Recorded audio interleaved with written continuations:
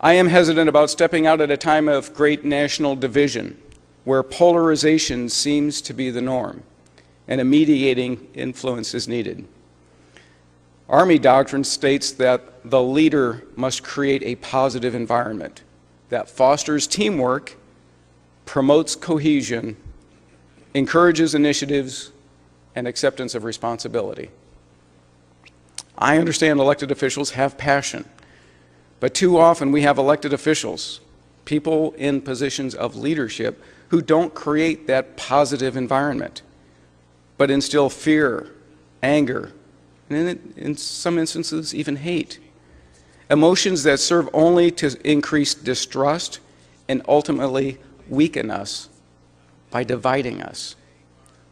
We even have elected officials, Congress and even in the legislature, who have described members of this body as, quote, the enemy.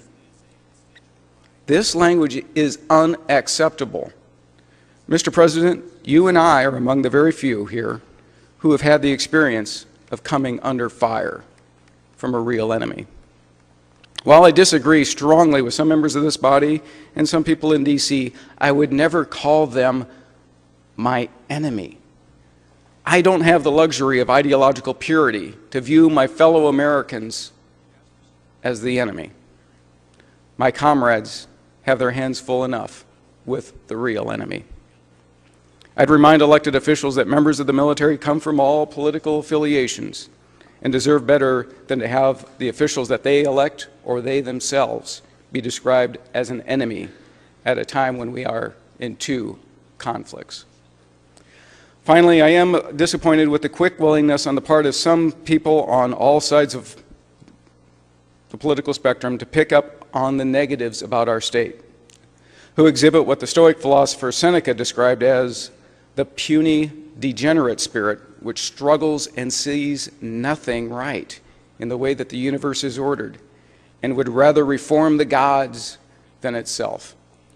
We have problems that need to be addressed, but we have a lot of good things going on, and we need an honest assessment that recognizes both.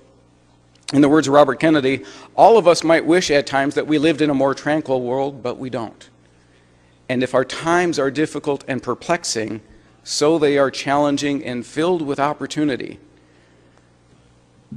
I've often carried my SUX mug as a bit of a reminder of the ability to turn even negatives into strengths if we only accept the challenge with a positive attitude.